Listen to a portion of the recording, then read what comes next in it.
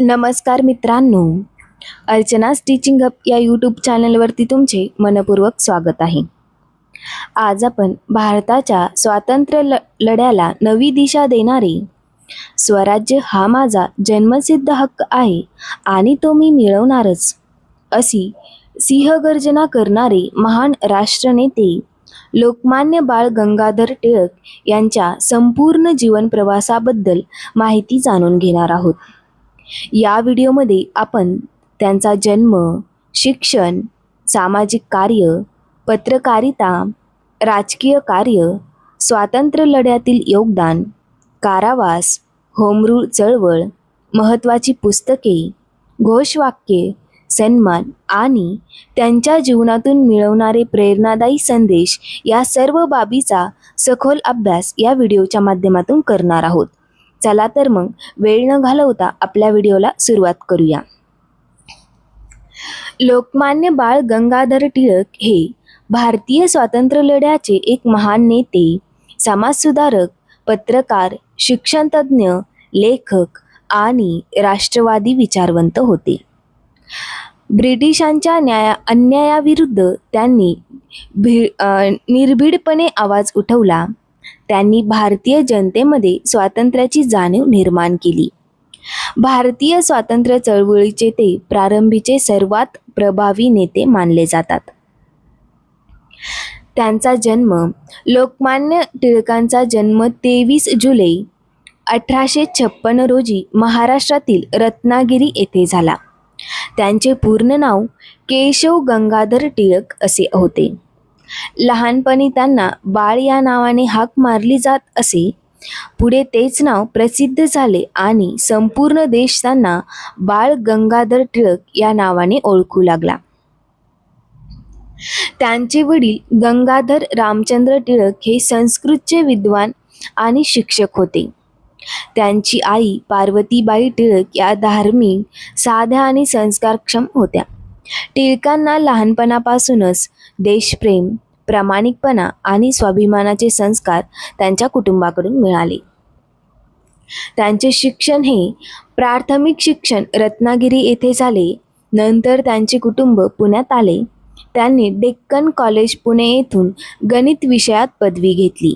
त्यानंतर त्यांनी कायद्याचे शिक्षण म्हणजेच LLB पूर्ण केले. त्यांची बुद्धिमत्ता, स्मरणशक्ती आणि अभ्यासाची आवड विलक्षण होती. टिळकांचा विश्वास होता की शिक्षणामुळे समाज बदलतो. 1880 मध्ये त्यांनी मित्रांसह न्यू इंग्लिश स्कूलची स्थापना केली. यानंतर डेक्कन एज्युकेशन सोसायटी स्थापना करण्यात त्यांचा मोठा सहभाग होता. याच संस्थेमार्फत पुढे फर्ग्युसन कॉलेज सुरू करण्यात आले. त्यांचा उद्देश भारतीय युवकांमध्ये राष्ट्रभक्ती निर्माण करणे हा होता. टिळकांनी पत्रकारितेचा वापर जनजागृतीसाठी केला. त्यांनी 2 वर्तमानपत्रे सुरू केली. केशरी, जे की मराठी भाषेत होते, आणि द मराठा हे इंग्रजी भाषेमध्ये. या वर्तमानपत्रातून त्यांनी ब्रिटिश सरकारच्या अन्यायकारक धोरणावर कठोर टीका केली. त्यांचे लेख लोकांमध्ये प्रचंड लोकप्रिय झाले. त्यांचे सामाजिक कार्य. त्या काळात समाजात अनेक वाईट प्रथा होत्या. टिळकांनी समाजात राष्ट्रभावना जागृत करण्यासाठी सार्वजनिक उत्सव सुरू केले. त्यांनी सार्वजनिक गणेश उत्सव 1893 मध्ये त्यांनी सार्वजनिक गणेशोत्सव सुरू केला. यामुळे लोक एकत्र आले, राष्ट्रीय एकात्मता वाढली, स्वातंत्र्याचे विचार घराघरात पोचले. लोकमान्य टिळकांनी शिवजयंती उत्सव 1895 मध्ये त्यांनी सार्वजनिक शिवजयंती उत्सव सुरू केला. छत्रपती शिवाजी महाराजांचे कार्य जनतेपर्यंत पोहोचवणे, तरुणांमध्ये देशभक्ती जागृती या उत्सवामार्फत त्यांनी घडवून आणली. स्वातंत्र्य चळवळीतील योगदान. भारतीय राष्ट्रीय काँग्रेसमध्ये त्यांनी महत्त्वाची भूमिका बजावली. त्या काळी काँग्रेसमध्ये 2 गट होते, मवाळ गट आणि जहाल गट. त्यांनी जहाल गटाचे प्रमुख नेते होते टिळक. त्यांचे मत होते की स्वातंत्र्य मागून मिळत नाही, त्यासाठी संघर्ष करावा लागतो.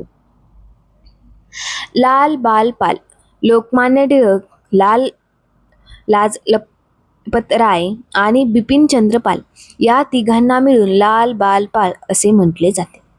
या त्रिकुटाने भारतीय स्वातंत्र्य चळवळीला नवी दिशा दिली. बंगाल फाळणी आंदोलन. 1905 मध्ये ब्रिटिशांनी बंगालची फाळणी केली. टिळकांनी त्याला तीव्र विरोध केला. त्यांनी स्वदेशी वस्तू वापरण्याचा आग्रह धरला. विदेशी वस्तूवर बहिष्कार टाकण्याचे आवाहन केले. स्वराज्याचा मंत्र. लोकमान्य टिळकांचे प्रसिद्ध घोषवाक्य होते, स्वराज्य हा माझा जन्मसिद्ध हक्क आहे आणि तो मी मिळवणारच.